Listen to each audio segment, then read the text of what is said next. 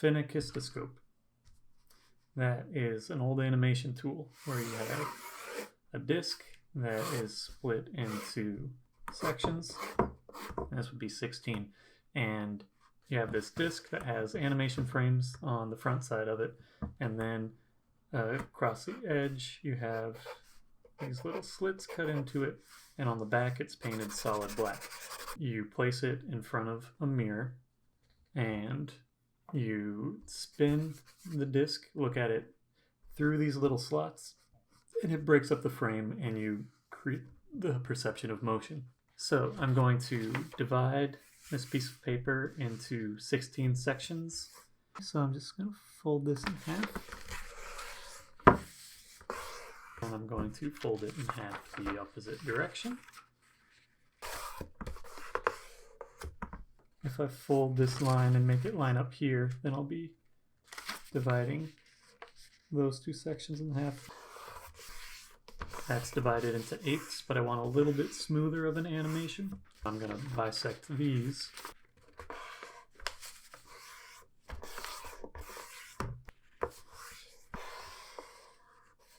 What I'm doing is I'm dividing the paper evenly according to a central axis by 16 points, so that I'll eventually have 16 even sections. It's also a way to sort of visually understand what's happening with it.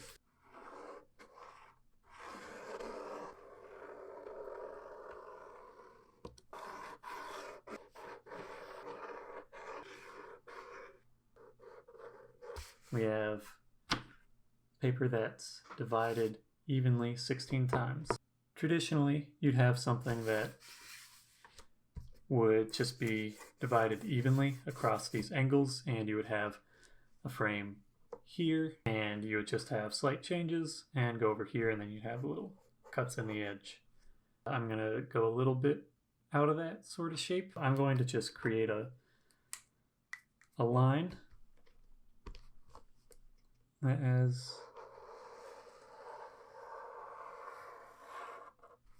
that sort of form.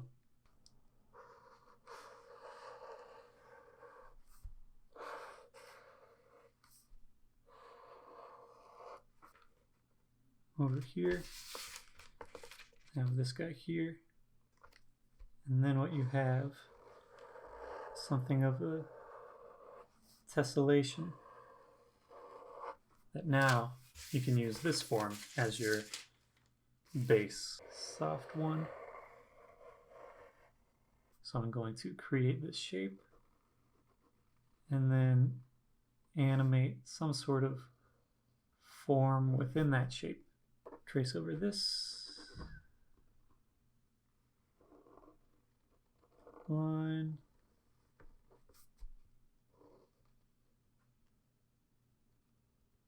And I'll have to make some concession in the final bit where it won't be perfect, but because it's all hand-drawn, it doesn't have to be super precise, it just has to be decently precise. Here's my base shape.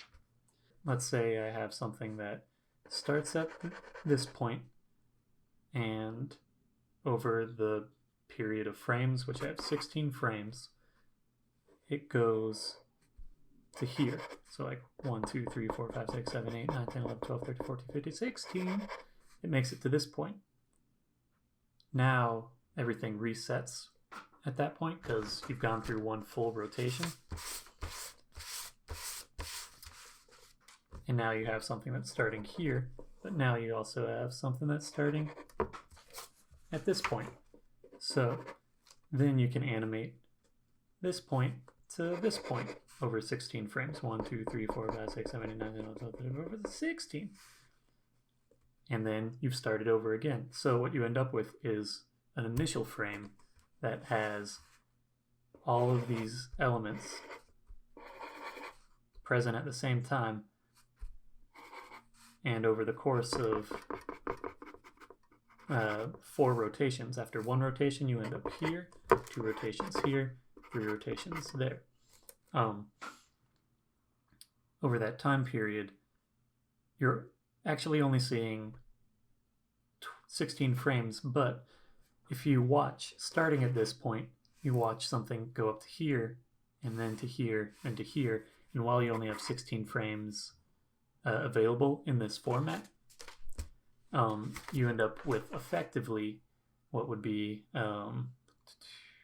48 frames, because it's 3 times. So this item moving from here all the way up here takes 48 frames. You restart at each of these points. What I might try to do is have some element that is displayed like a figure here and a figure here, and then finally a figure that exits. You have to have these interstitial start points. This figure here, over a period of 16 frames, will transition to become this figure. And during that same time, this figure will sort of move out of the way. Will move this direction, clear out of the space, and then become this figure. Maybe I'll make see that, but this sort of starting point will transition to become this figure here. So first frame, the idea is we're going from back of head to profile in this direction, then that figure turns to look straight forward. The easiest way for me is to animate nothing to this one, then come back to all the frames and animate this one to this one, come back to the start, animate that one to that one. That's the starting point, and it's following that curve, and I know I have to work within that shape. I'm just going to do this in sections because it's easier. So now I have 16 frames to get from here to the figure that's behind. That's so I can come back later, and I know that this point goes to the middle, and these go along the edges. So this should go a little bit faster starting off because it's just sort of coming out. I might end up taping these down, but I will temporarily tape stuff down. Now I've got my outline, which is the form that it's loosely following and that I don't want to cross over because then I might intersect the forms and shapes as I go along. I've got my first frame, which has all the stations of progression. Gives me a little bit. I know that I have this pegboard, but this is a little bit more specific, and I want to keep things. I need to have it a little bit further down just for my ability to see what I'm working on.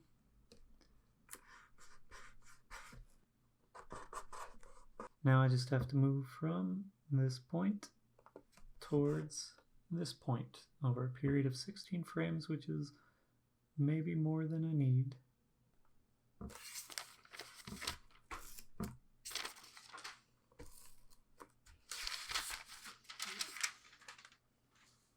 Right now we're doing a simple sort of movement because we're just going from nothing to having a bit of something.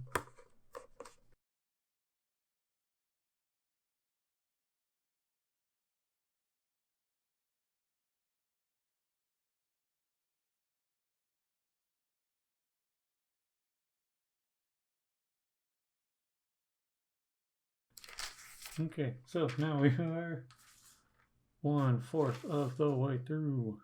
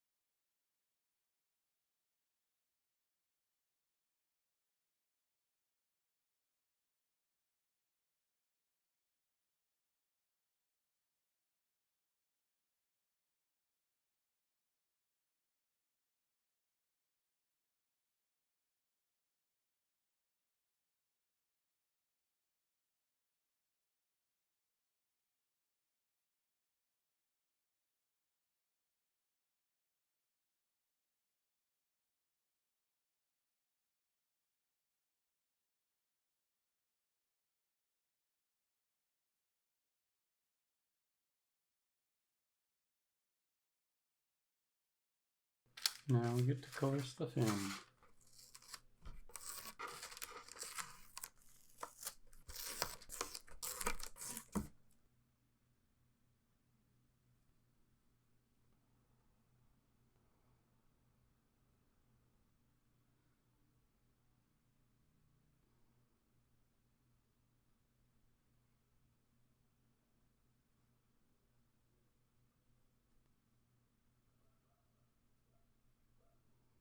I think I'm gonna finish this up digitally, just as far as filling in the solids, just because this is going pretty slow. I'll try to line this up in a way where you can sort of see what the end goal is.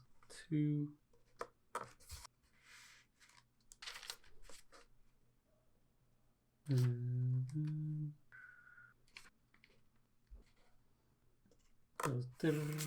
And it spins around. Lines up on a grid like this. Scan it all and fill in some of the solids.